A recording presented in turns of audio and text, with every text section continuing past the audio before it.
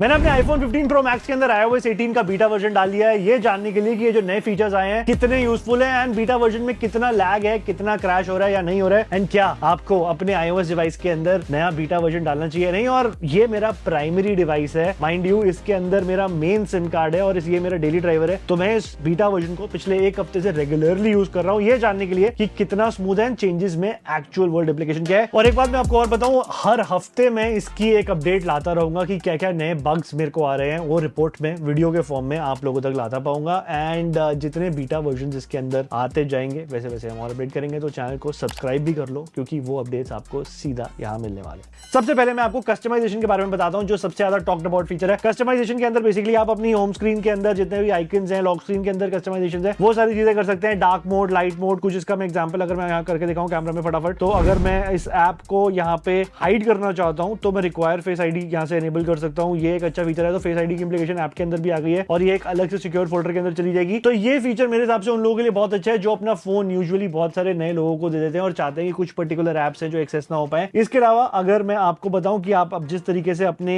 ये app icons को customise कर सकते हैं, लाइट, डार्क, ऑटोमेटिक, टिंटेड, बहुत सारे आपने इसके वीडियोस देख लिए होंगे ऑलरेडी कैसे होता है क्या नहीं होता है, but personally I did not like this feature that much. जो टिंटेड मोड है वो तो पता नहीं अलग ही ग्रे स्केल से एरिया में लेके जा रहा है ऐप के आइकन्स को। एक तरीके से ये भी कह सकते हैं एंड्रॉइड जो इतने सालों से करता आ रहा है वो ही एप्पल ने फाइनली भी कर लिया इस कस्टमाइजेशन मोड के साथ। इंटरेस्टिंग चीज क्या है, कंट्रोल सेंटर के अंदर जो अब नए अपडेट्स आए हैं, ये मेरे हिसाब से हाईलाइट है इस ओएस के अपडेट का, क्योंकि अब आप एक सिंगल स्वाइप के अंदर अपना पूरा फोन एक्सेस कर सकते हैं, सारी settings right from your music to your control centre. And आप इसके अंदर आपके पास अगर एयरप्ले की कनेक्टेड चीजें हैं वो भी कंट्रोल कर सकते हैं। एंड आप अपना wifi, hotspot, all those things can be access in a single swipe, लो लॉक भी हो जाता है। तो यूज केस के एग्जांपल से, एंड यूजर के हिसाब से ये एक अच्छा एड ऑन फीचर है जो कि पहले हमने एंड्रॉइड के फोन्स में भी नहीं देखा। वीडियो में जिससे पहले आगे जाए आपको ये बता दूं कि एआई के जो फीचर्स हैं वो अभी तक इस ओएस अपडेट में नहीं आए हैं। एआई के features end of this year में आने वाले हैं। आई थिंक अराउंड आईफोन 16 का जब लॉन्च होगा ना तभी वो फीचर्स आएंगे। और एक और बात आपको बताऊं, वो features iPhone 15 pro series and onwards वाले फोन के अंदर ही एक्सेसिबल होंगे, क्योंकि उसके लिए चाहिए आपको A17 प्रो बायोनिक चिपसेट वाला फोन। ChatGPT की इंटीग्रेशन उसके अंदर होने वाली है, बहुत इंटरेस्टिंग है वो भी। थोड़ा सा उसके बारे में एंड में बताऊंगा, तो एंड तक वीडियो को जरूर देखना। लेकिन अब मैं आपको बताता हूं एक और पर्सनल इंटरेस्टिंग फीचर जो iOS 18 के बीटा वर्जन में मेरे को अभी तक बहुत अच्छा लगा। जो टॉर्च है उसको अब आप अलग अलग तरीके से यूटिलाइज कर सकते हैं। पहले टॉर्च सिर्फ ऑन और ऑफ होती थी और आप इसके लेवल्स इंक्रीज कर सकते थे। इसके जो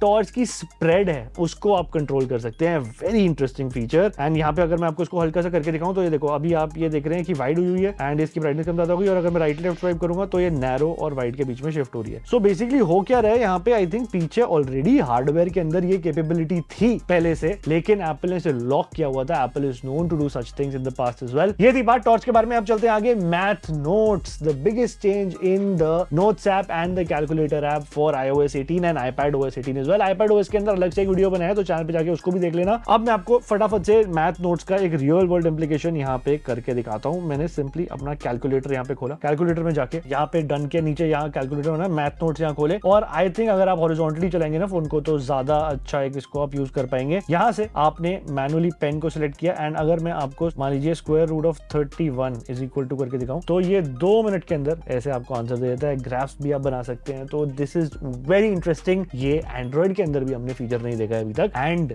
जिस तरीके से इंप्लीमेंट किया है, स्मूथनेस है, जो इसकी वेराइटी ऑफ आप इसके अंदर कैलकुलेशंस कर सकते हैं, वो एक इनक्रेडिबल चीज है। एक और इंटरेस्टिंग चीज जो मुझे लगी है, आप अपने फोन को कितना चार्ज करना चाहते हैं या कितना चार्ज करना चाहिए वो भी अब आप कंट्रोल कर सकते हैं। मैंने अभी 100% किया हुआ है क्योंकि मैं ट्रैवल कर रहा था, बट यूजुअली 80% पे अगर आप इसे रखेंगे तो ऑप्टिमाइज या ऑप्टिमल रहेगा आपका फोन चार्ज करने के लिए। This is a new feature. Interesting चीजों की बात हो रही है तो एक और इंटरेस्टिंग फीचर जो मुझे लगा, हालांकि एक नॉर्मल फीचर नहीं है, this is an accessibility feature. It is called eye tracking, and eye tracking के अंदर आप अपनी आंखों से फोन को चला सकते हैं। तो आपको बस अभी क्या करना है, इसको ऑन करते ही स्टार्टिंग में आपको अलग अलग कोनों पे दिखाएगा फोन के, जिससे आपके रेटिना को ट्रैक कर लेगा फेस आईडी का जो कैमरा है, एंड देन आप इसके हिसाब से अपने फोन को चला पाएंगे। अभी मैं फटाफट से इसमें अपनी आंखों को सेट करता हूं और आपको एक थोड़ा सा डेमो इसका दिखाता हूं।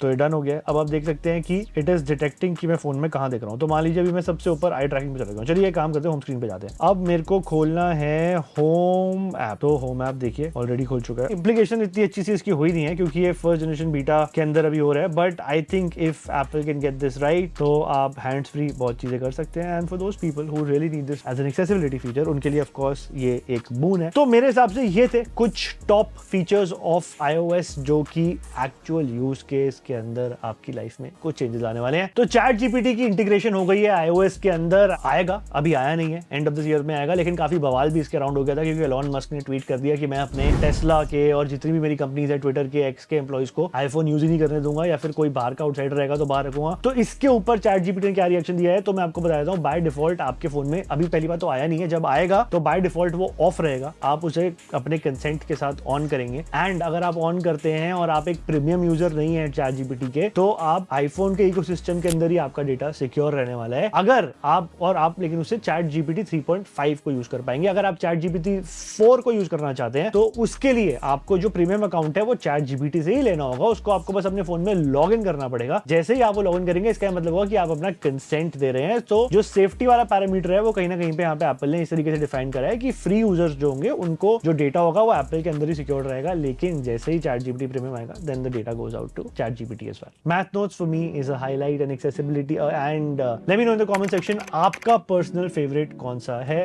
एंड उस पे हो सकता है हम एक डिटेल वीडियो फिर से बना लें।